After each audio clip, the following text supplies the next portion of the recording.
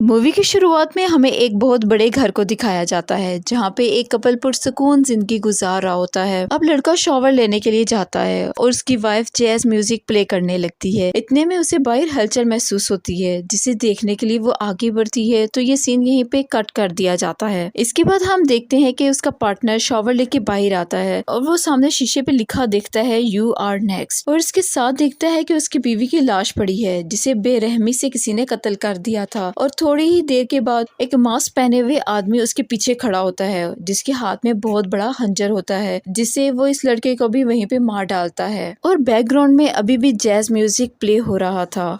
अब इसके 1-2 दिन के बाद उनके नेबर में एक कपल शिफ्ट होता है जो कि बहुत एक्साइटेड था और ये एक दूसरे से बहुत प्यार करते थे। इनकी 35th एनिवर्सरी आने वाली थी और इसे सेलिब्रेट करने के लिए उन्होंने अपने बच्चों और उनकी फैमिलीज को इनवाइट किया था जो कि कल आने वाले थे और ये यहाँ पे गेट टुगेदर पार्टी करने वाले थे।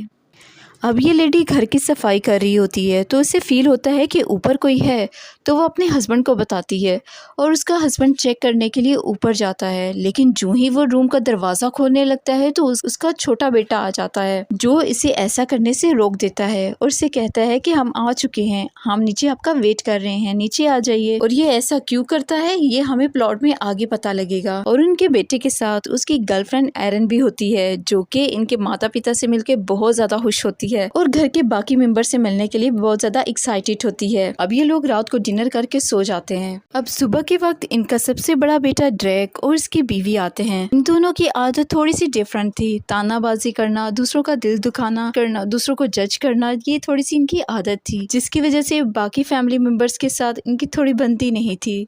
अब थोड़ा सा सेटल डाउन होने के बाद एरन एंड्रू से पूछती है आपको मेरी कुछ हेल्प चाहिए, तो एंड्रू से कहती है प्लीज पड़ोस के यहाँ से थोड़ा सा मिल्क ला दो। तो एरन पड़ोस के यहाँ चली जाती है लेकिन यहाँ पे कोई भी डोर नहीं खोलता जबकि अंदर जैज म्यूजिक उसी तरह ऑन रहता है। अब रात के वक्त फैमिली के दूसरे मेंबर्स आ जाते हैं जिसमें क्रिप्स का सबसे छोटा भाई और उसकी गर्लफ्रेंड और उनकी छोटी बहन और उसका बॉयफ्रेंड, यानी 3 भाई और 1 बहन और उनके पार्टनर आए हुए थे।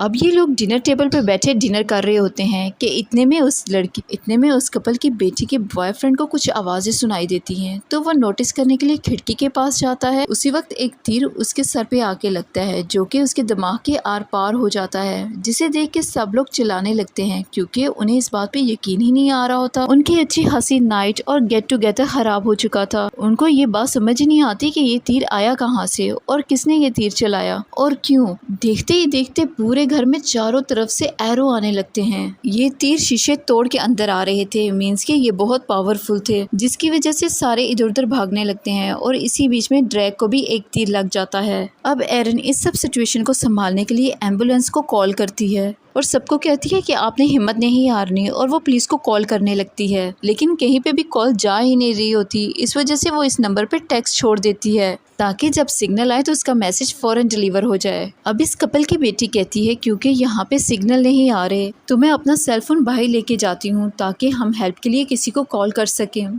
तो वो तेजी से बाहर की तरफ भागने लगती है ताकि उसे कोई एरो ना लग जाए, लेकिन बाहर बहुत बारीक वायर लगी होती है जो देखने से नजर नहीं आती और उसके भागे जाने की वजह से उसका गला उस वायर से कट जाता है और यूं इसकी डेथ हो जाती है, जिसे देख के सब बहुत रोने लगते हैं, स्पेशली उसकी मदर जिन्हें खुद को संभालना बहुत मुश्किल लग रहा होता है। तो उसका फादर उन्हें लेके ऊपर बेडरूम में चला जाता है ताकि वो यहाँ पे थोड़ा सा रेस्ट कर सकें। अब जहाँ पे घर के सभी लोग बहुत ज़्यादा पैनिक हो रहे थे, एरिक बहुत तहम्मुल मिजाजी के साथ ये सारी सिचुएशन संभाल रही थी। वो जाके घर की सभी खिड़कियाँ बंद करने लगती है तो एरिक उसे साइड पे लेके जाता है कि तुम इतनी काम कैसे हो, मैंने इससे पहले तुम्हें ऐसा नहीं देखा। तो वो कहती है ये सिचुएशन भी बहुत यूनिक है और किसी को तो सोचना पड़ेगा कि यहाँ से निकले कैसे।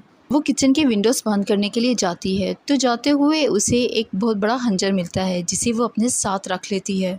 अब एरन जो ही किचन की खिड़की बंद करने के लिए जाती है तो वहाँ पे एक आदमी जिसने टाइगर का मास्क पहना होता है उस पर हमला कर देता है। अब एरन के हाथ में भी चूंकि चाकू था तो वो इस पे जवाबी हमला करती है जिससे उसका हाथ जख्मी हो जाता है और वो चीखता हुआ वहाँ से भाग जाता है। यहाँ पे एंड्रू जो कि इस कपल की वाइफ है उसके बेड के नीचे से एक वुल्फ का मास्क पहने हुए आदमी बाहर आता है जिसे देख के वो बहुत ज़्यादा डर जाती है और चीखने लगती है। तभी वो मास्कमैन चाकू उसके फेस के आर पार कर देता है और उसे बेरहमी से मार डालता है। उसकी चीख सुन के सभी घर वाले ऊपर भागते हैं। देखते हैं कि एक बहुत बड़ा चाकू उसके फेस के आर पार था और उसके साथ ही लिखा हुआ था यू आर नेक्स्ट।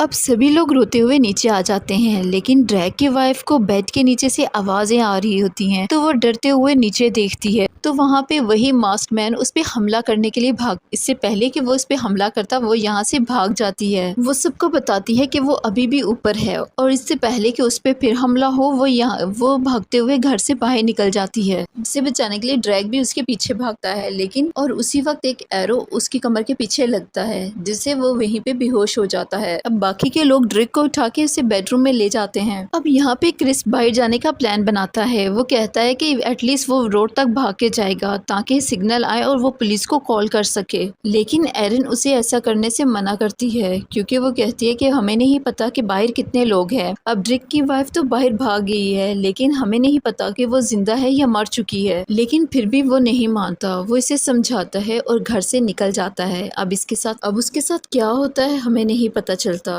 अब दूसरी तरफ ड्रेक की वाइफ कैटी भागते हुए पड़ोस की तरफ चली जाती है, जहाँ पे वो नेबर वाले आदमी को सोफे पे बैठा दिखती है और वो दरवाजा जोर जोर से बजाने लगती है कि प्लीज मुझे अंदर लो। लेकिन उतने में वही मास्क मैन वहाँ पे आ जाता है और उसे जोर से मारता है और अंदर जाके जब वो देखती है कि नेबर में मौजूद आदमी भी मरा हुआ है और इसके साथ ही वुल्फमैन एक कुल्हाड़ी के साथ कैटी को भी वहीं पे मार देता है। अब एरिन इन सब के लिए किचन से वेपन ढूंढ रही होती है कि इतने में वही मास्क मैन कैटी की लाश को खिड़की से अंदर की तरफ फेंकता है और इस अचानक हुए हमले की वजह से एरिन नीचे गिर जाती है। अब ये मास्क मैन एरिन पे भी हमला करने लगता है और जो ही कुल्हाड़ी के साथ उसको मारने लगता है तो एरिन के हाथ में एक हैमर आ जाता है, जिससे वो इस पे जवाबी हमला करती है और उसके सर पे इतने वार करती है कि उसका चेहरा वहीं पे स्मैश हो जाता है और वो बहुत बुरे तरीके से मर जाता है। इस सारे मामले में हैरानगी की बात ये फिलिक्स, जो कि इस कपल का सबसे छोटा बेटा था, और उसकी गर्लफ्रेंड बजाय एरिक्स की हेल्प करने के हैरानगी के साथ इसको देख रहे होते हैं और उसकी कोई हेल्प नहीं करते। तभी हमें रिवील होता है कि फिलिक्स और उसकी गर्लफ्रेंड भी किलर्स के साथ मिले हुए थे। यानी इस मूवी के अंदर टोटल 3 किलर्स थे। एक ने वुल्फ का मास्क पहना था, एक ने टाइगर का और एक ने लायन का मास्क पहना था, जिनमें से एक को तो एरन ने बुरे तरीके से मार डाला था। तभी वो किलर जिसने मॉन्की का मास्क पहना हुआ था वो अंदर आता है तो वो अपने भाई की लाश को पड़ा देखता है जिसे एरन ने मार दिया था। दरअसल ये तीनों किलर्स भी आपस में भाई थे और अपने भाई को मरा हुआ देख के वो बहुत ज्यादा गुस्से में आ जाता है और एरन को इधर उधर ढूंढने लगता है ताकि वो इससे अपने भाई की मौत का बदला ले सके। अब इतने में ड्रेक को होश आ जाता है और वो कमरे से बाहर आ जाता है। अब ये मॉन्की का मास्क पहने हुए आदमी उस पे हमला करने के लिए आगे बढ़ता है और इतने में एरन वहाँ पे आ जाता और वो स्क्रू से उस पे हमला कर देती है, जिसकी वजह से ये मास्क पहना हुआ आदमी जख्मी हो जाता है और वहाँ से भाग जाता है। अब फिलिक्स और उसकी गर्लफ्रेंड भी नीचे आ जाती है। यहाँ पे अभी तक एरन और ड्रिंक को ये पता नहीं था कि ये दोनों किलर के साथ मिले हुए हैं। अब एरन उनसे पॉल के बारे में पूछती है कि पापा कैसे हैं, तो फिलिक्स उससे कहता है कि वो ऊपर आराम कर रहे हैं। अब वो इस सिचुएशन से निकलने का हल सोच रहे होते हैं, जिसके मुताबिक फिलिक्स और इसका भाई नीचे स्टोर रूम से हथियार लेने के लिए जाते हैं, जहाँ पे फिलिक्स ड्रिल को बताता है कि इसकी वाइफ मारी जा चुकी है, जिसे सुन के ड्रिल बहुत ज़्यादा परेशान हो जाता है और वो रोने लगता है, जिससे फ़ायदा उठाते हुए फिलिक्स अपने भाई के पेट में चाकू से वार करता है, जिससे वहीं पे उसकी डेथ हो जाती है। यहाँ पे एरिन कीलों के साथ एक ट्रैप बना रही होती है तो फिलिक्स की गर्लफ्रेंड भी उसके साथ मौजूद होती है।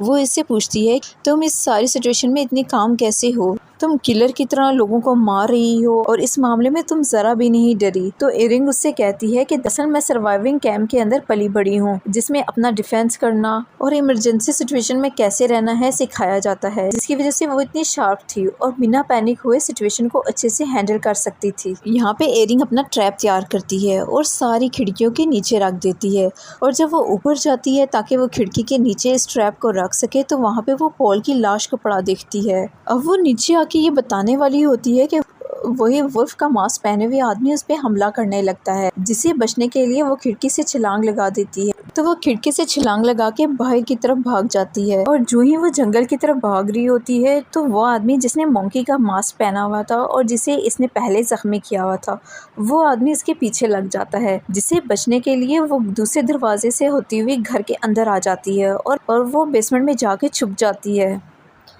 तभी वो किलर खिड़की से अंदर आता है और वो कीलों से बना हुआ ट्रैप उसके पाँव में लग जाता है और दर्द की वजह से वो चीखने चिल्लाने लगता है।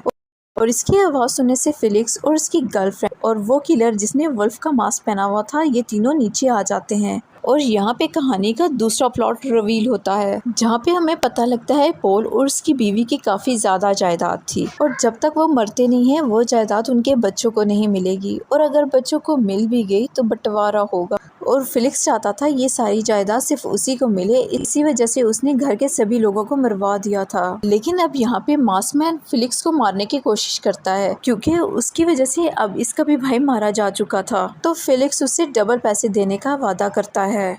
अब ये सारी बातें एरिन सुन लेती है, लेकिन इतने में उसके फ़ोन की रिंग बजती है। दरअसल जो मैसेज उसने 911 को डिलीवर किया था वो अभी रिसीव हुआ था, और इस रिंग टोन से सबको पता लग गया था कि एरिन यहीं पे छुपी हुई है। अब ये मोंकी का मास्क पहने हुए आदमी एरन पे हमला करने लगता है, लेकिन एरन के हाथ में जो चाकू होता है वो सीधा उसके सर पे घुसा देती है, जिससे इसका काम यहीं पे तमाम हो जाता है। एरिक्स मेन डोर से अंदर आती है।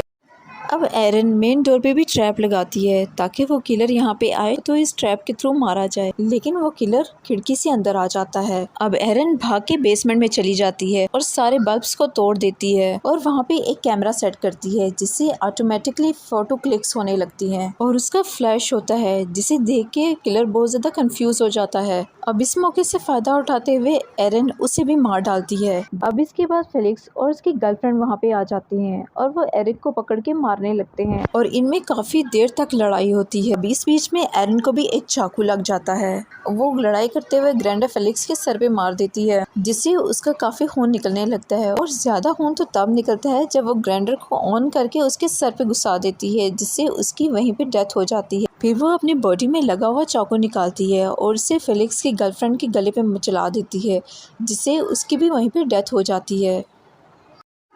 अब एरन सुख का सांस लेती है कि अब सारे किलर्स मारे जा चुके थे, लेकिन कहानी में अभी ट्विस्ट आना बाकी था। तभी फेलिक्स के फोन पे कॉल आती है जिसे एरिक उठा लेती है। तो कॉल पे वो जिसकी आवाज सुनती है तो सुन के शॉक हो जाती है, और वो कॉल किसी और की नहीं है बल्कि उसके बॉयफ्रेंड क्रिप्स की होती है, यानी इस कपल के बेटे और फेलिक्स के भाई की होती है। उसको लगता है कि फेलिक्स ने कॉल उठाई है और वो उसे बताता है कि बाहर सब क्लियर है, और उसके साथ ही वो अंदर आ जाता है। एरिन को ये देख के यकीन नहीं आता कि उसका दोस्त भी इस प्लान में शामिल था।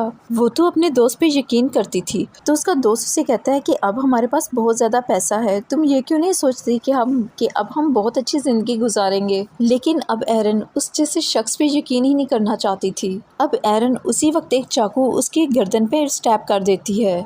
अब उसी वक्त वहाँ पे पुलिस आती है और एरन को ऐसा करते देख के समझती है कि एरन ने ही सबको मारा है, तो वो ऑफिसर भी उसे शूट कर देता है, जिसकी वजह से वो भी मरने के करीब हो जाती है। अब वो ऑफिसर अंदर आने की कोशिश कर रहा होता है, लेकिन दरवाजे पे तो ट्रैप लगा होता है जो कि एक एरन ने ही लगाया था ताकि उन किलर्स को मारा जा सके। तभी एरन उसे इशारा करती है कि अंदर मत आए। वो अपनी तरफ से उसे रोकने की बहुत कोशिश करती है, लेकिन ऑफिसर इस बात को नहीं समझ पाता और दरवाजा खोल देता है। अब जैसे एरिन ने वो ट्रैप लगाया हुआ था, अब जैसे ही दरवाजा खुलता है तो वह एक सीधा आके उस पुलिस वाले के सर पे लगता है, और इसके साथ ही मूवी यहाँ पे एंड हो जाती है।